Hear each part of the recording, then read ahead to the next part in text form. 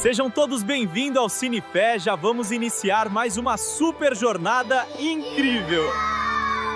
É aqui que todo encanto começa. Sentem e aproveitem mais um espetáculo.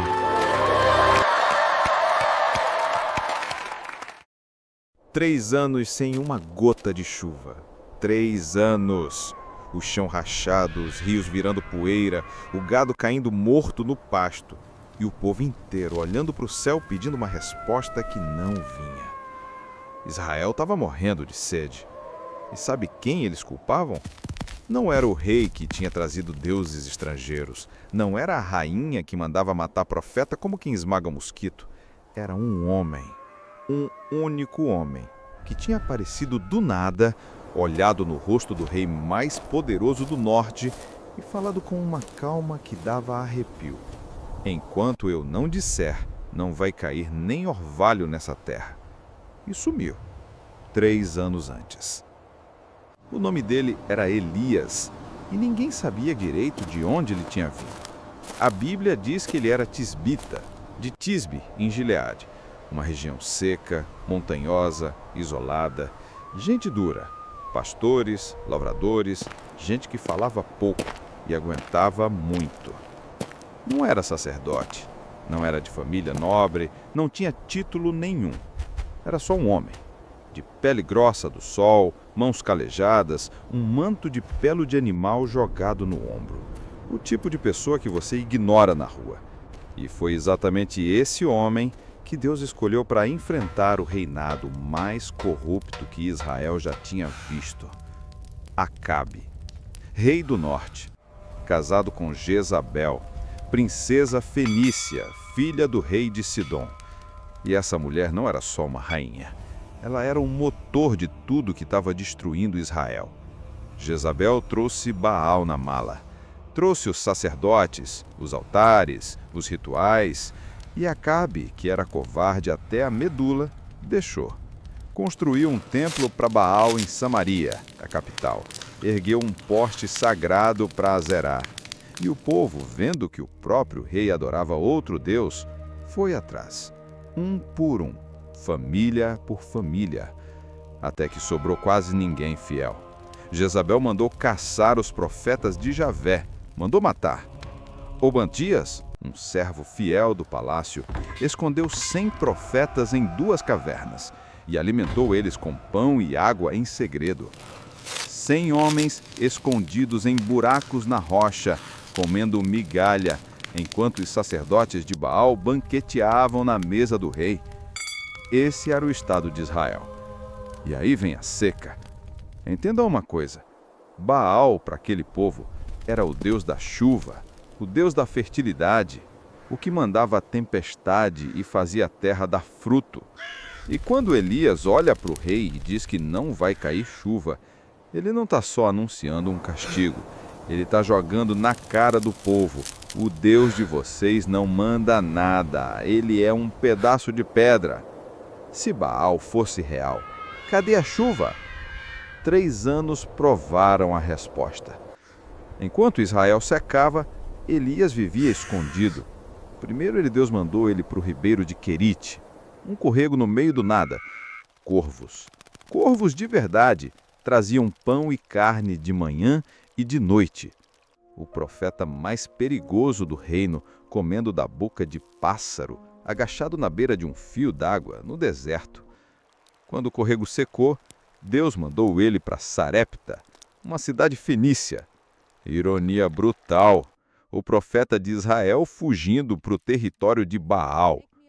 E lá, uma viúva que não tinha nada, nem farinha suficiente para o último bolo, sustentou Elias. A farinha não acabou, o azeite não secou.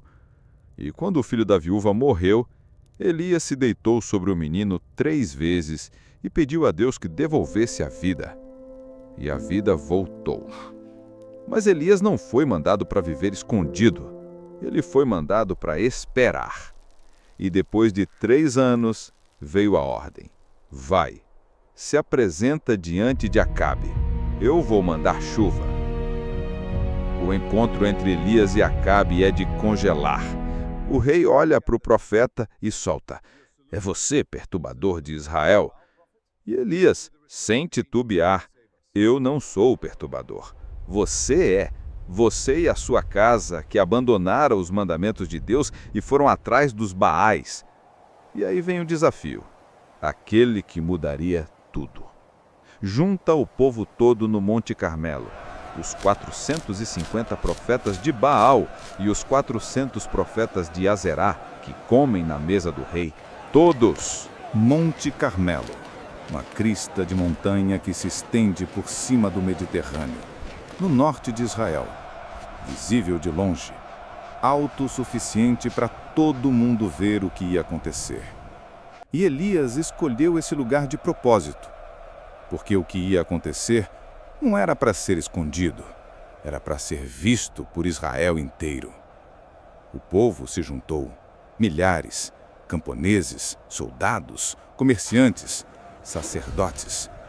E os 450 profetas de Baal, todos em suas roupas cerimoniais, confiantes, arrogantes. Afinal, eles tinham o apoio do rei, tinham templo, tinham o poder. E no outro canto, um homem sozinho. Manto de pelo, barba cerrada, olhos que pareciam queimar. Elias olhou para a multidão e soltou a pergunta que cortou o ar como lâmina. Até quando vocês vão mancar entre dois lados? Se Javé é Deus, sigam Javé. Se Baal é Deus, sigam Baal. E a Bíblia diz que o povo não respondeu uma única palavra. Silêncio. Imagina o peso daquilo. E então, Elias propôs 2 touros, um para eles, um para ele. Cortem, ponham sobre a lenha, mas não acendam fogo. Eles invocam o nome do Deus deles, eu invoco o nome do meu. E o Deus que responder com fogo, esse é o Deus de verdade. O povo concordou, os profetas de Baal concordaram. E aí começou o espetáculo mais humilhante que uma religião já sofreu. Eles prepararam o touro, puseram sobre o altar e começaram a clamar: ó Baal, responde-nos! Desde amanhã, gritando, dançando ao redor do altar, pulando, batendo palma, suando. E nada. Nem um estalo, nenhuma faísca, nenhuma fumaça, nada. E o que Elias fez? Debochou. O texto bíblico é claro. Ao meio-dia, Elias começou a zombar deles. Gritei mais alto. Quem sabe ele é um deus, mas está distraído, ou ocupado, ou viajando, ou talvez esteja dormindo e precise acordar. Isso não era linguagem suave, era provocação direta, era humilhação pública. Era um homem sozinho, rindo na cara de 450 sacerdotes, enquanto o povo inteiro assistia. E eles gritaram mais alto, e fizeram o que o culto de Baal exigia nos momentos estrevos. Se cortaram, com facas, com lanças, sangue escorrendo horas a fio. A Bíblia diz que eles profetizavam freneticamente até a hora da oferta da tarde. Ou seja, desde a manhã até umas 3 da tarde. 6, 7 horas de gritos, sangue, dança e desespero. E a resposta de Baal foi a mesma do início. Nenhuma voz, nenhum fogo, nenhuma resposta. Nada. Aí Elias chamou o povo. Cheguem perto de mim. E todos se aproximaram. Ele pegou 12 pedras, uma para cada tribo de Israel, e reconstruiu o altar de Javé, que estava destruído. Esse detalhe é enorme. O altar existia. Já tinha sido usado antes. E alguém tinha derrubado, provavelmente a mando de Jezabel. Elias não ergueu um altar novo. Ele reconstruiu o que tinham tentado apagar. E cavou uma vala ao redor do altar, e arrumou a lenha, e cortou o touro, e colocou sobre a lenha.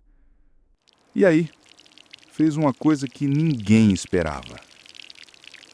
Encham 4 cântaros de água e derramem sobre o holocausto e sobre a lenha. Fizeram. Façam de novo. Fizeram. Façam pela 3ª vez. 12 cântaros. A água escorreu pela lenha encharcada. Encheu a vala ao redor do altar até transbordar. No momento em que não chovia há 3 anos, em que cada gota era preciosa, Elias encharcou tudo, porque ele não estava tentando facilitar um milagre. Ele queria que fosse impossível. Queria que, quando o fogo caísse, ninguém pudesse dizer que foi truque. Ninguém pudesse dizer que a lenha já estava seca, que o vento ajudou, que alguém acendeu escondido. Ele queria que não sobrasse dúvida. E então, parou. Ficou de pé, olhou para o altar encharcado e abriu a boca. Senhor, Deus de Abraão, de Isaque e de Israel, hoje se saiba que Tu és Deus em Israel, que eu sou Teu servo, e que foi por Tua palavra que fiz todas estas coisas. Responde-me, Senhor, responde-me, para que este povo saiba que Tu és o Senhor Deus, e que Tu fizeste voltar o coração deles. Sem dança, sem grito, sem sangue, sem ritual. Uma oração, direta, curta e carregada de uma fé que não tremia. E o fogo caiu. A Bíblia não diz que uma faísca acendeu, não diz que uma chama subiu devagar. Diz que o fogo de Javé caiu. Caiu do céu e consumiu o holocausto, consumiu a lenha, consumiu as pedras, consumiu a poeira e lambeu a água que enchia a vala. Tudo virou cinza em segundos. 12 cântaros de água viraram vapor. Pedras viraram pó. E o touro, a lenha, o altar inteiro desapareceu. O que ficou foi um buraco queimado no chão e o silêncio mais pesado que aquele monte já ouviu. E aí, o povo caiu.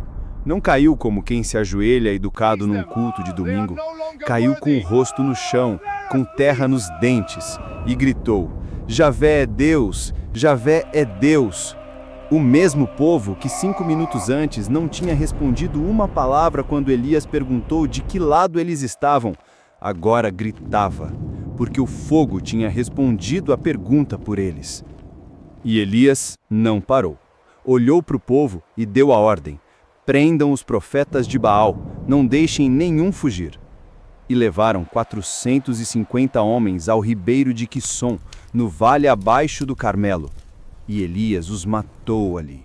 Todos, 450, porque para Elias isso não era debate teológico, era guerra. E em guerra, você não deixa o inimigo vivo para voltar amanhã. E depois de tudo, Elias olhou para o céu. Falou para Acabe ir comer e beber, porque vinha barulho de chuva. E subiu para o topo do Carmelo. Se ajoelhou, colocou o rosto entre os joelhos e mandou seu servo olhar para o mar. O servo foi. Voltou. Não tem nada. Elias mandou de novo, e de novo, e de novo, 7 vezes. Na 7ª, o servo voltou e disse: tem uma nuvem, pequena, do tamanho da palma de uma mão, subindo do mar. E Elias se levantou. Vai dizer para Acabe atrelar o carro e descer, antes que a chuva o pare. E o céu escureceu. Nuvens, vento, e a chuva veio. Depois de 3 anos e meio, a chuva veio. E a Bíblia diz algo estranho, que a mão de Deus veio sobre Elias, e ele cingiu seus lombos e correu diante do carro de Acabe até a entrada de Jezreel. Correu mais rápido que um carro de cavalos, debaixo da tempestade, encharcado, um homem que acabou de derrotar 450 sacerdotes, chamar fogo do céu, trazer de volta a chuva, e agora corria pela estrada de terra na frente do rei, como se tivesse combustível sobrenatural nas veias. Mas o que poucos contam é o que veio depois.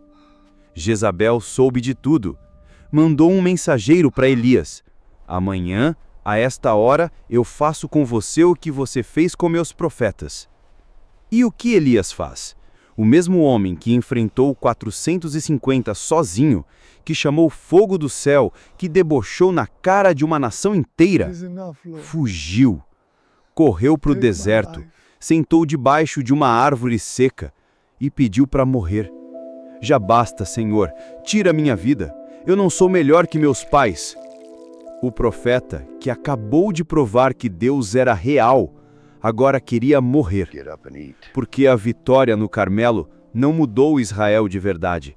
Ela não converteu Jezabel, não arrancou a idolatria do trono. E Elias percebeu que estava sozinho. E o peso de estar sozinho depois de uma vitória daquele tamanho pode ser pior que a derrota. E Deus não mandou um anjo com espada, não mandou fogo, mandou pão. Um anjo tocou Elias e disse: levanta, come.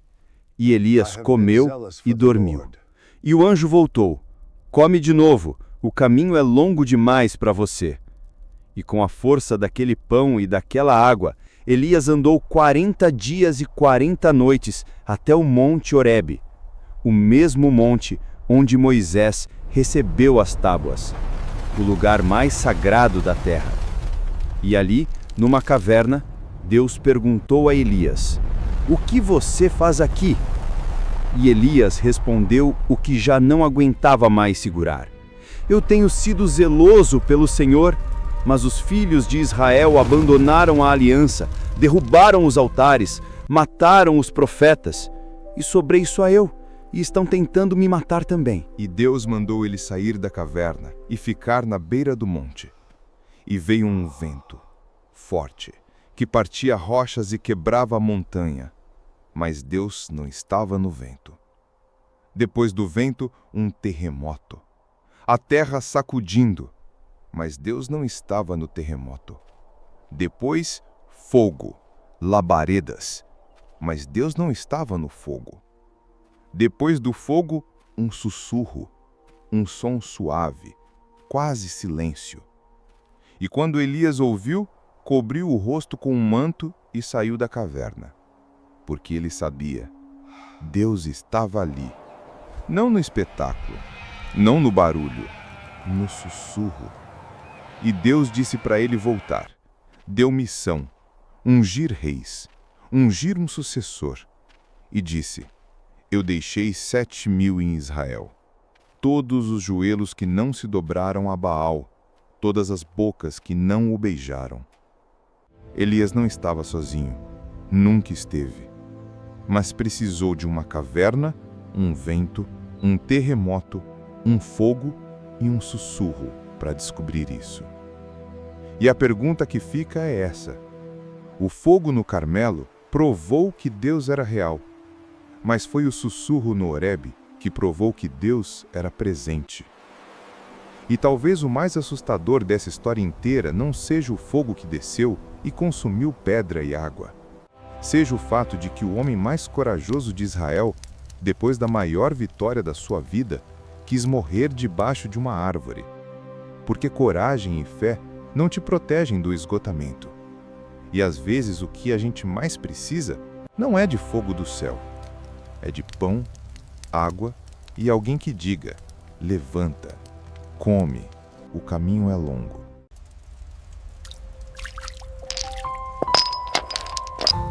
Não era para ter música naquele lugar. Sangue seco nas costas, pés travados no tronco. A cela mais segura de Filipos, meia-noite. O inferno esperava gemido. O céu ouviu. Louvor. Eu sei o que é olhar 4 paredes e não ver porta. Eu sei o que é ter o corpo preso e a alma gritando. O diagnóstico veio como sentença. A dívida veio como corrente. O casamento travou no tronco e a meia-noite parece que não tem fim. Mas se Paulo cantou com as costas rasgadas, se Silas louvou com os pés no tronco, se eles adoraram antes da porta abrir, então o meu louvor não depende da saída. O meu louvor é a saída. Meia-noite eu ainda canto. Meia-noite eu ainda canto. As costas sangrando, os pés no tronco, mas a boca abre e o céu escuta. Meia-noite eu ainda canto, não depois da porta abrir, antes. E quando eu canto, o chão treme, a corrente cai, a prisão vira altar. O inimigo calculou errado, achou que a dor ia me calar, achou que a noite ia me parar, achou que sem saída eu ia desistir. Mas ele não contou com uma coisa: eu aprendi a adorar no escuro. Eu aprendi que o louvor não é consequência, é arma, é decreto, é terremoto. Pode açoitar, pode prender, pode julgar na cela mais funda, mas enquanto eu tiver voz, o inferno não dorme em paz.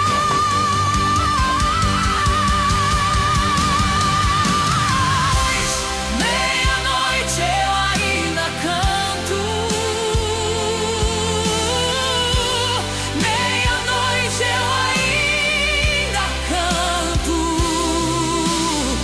As costas sangrando, os pés no tronco,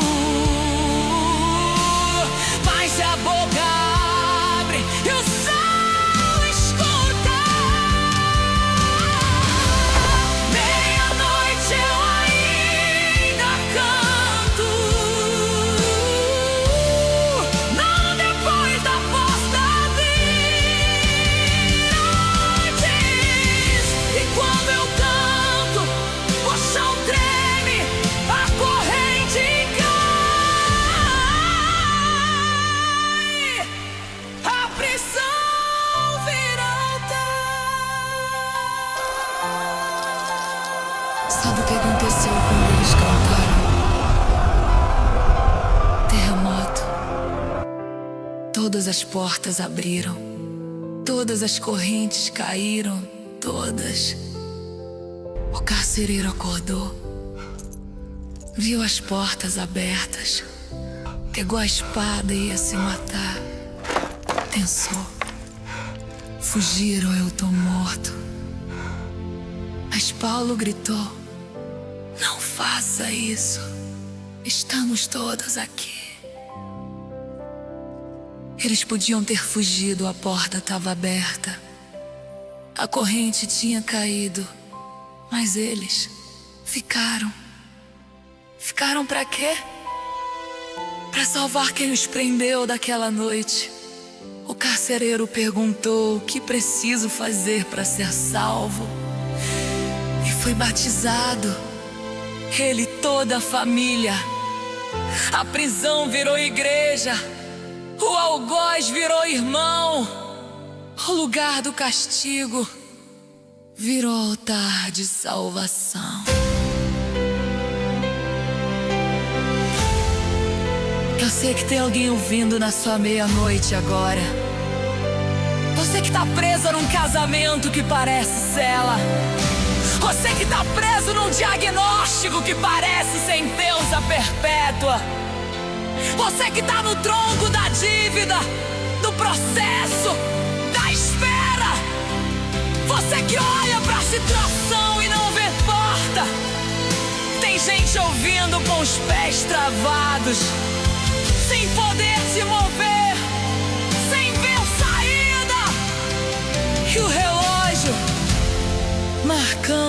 meia-noite. Mas o pai tá dizendo agora: filha, eu não te tirei da prisão ainda, porque eu quero que você aprenda uma coisa. O teu louvor é mais poderoso que a tua situação. Canta agora, não depois de sair.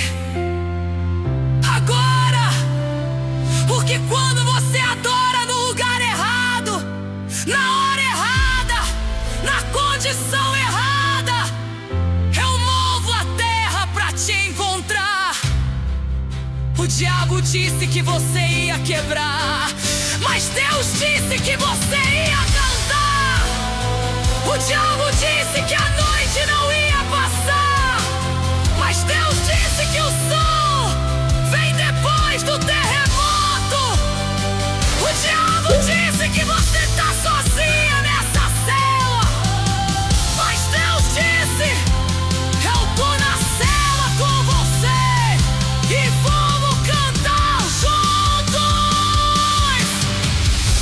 A minha prisão vai virar testemunho, a minha meia-noite vai virar milagre, a minha corrente tá caindo agora. Terremoto, terremoto, terremoto. Eu não preciso esperar a porta abrir, eu canto agora. Eu adoro agora. Na cela, no tronco, no sangue eu canto. Meia-noite eu ainda canto, meia-noite eu ainda canto. As costas sangrando, os pés no tronco, mas a boca abre e o céu escuta. Meia-noite eu ainda canto, não depois da porta abrir. Antes, e quando eu canto, o chão treme, a corrente cai, a prisão vira altar.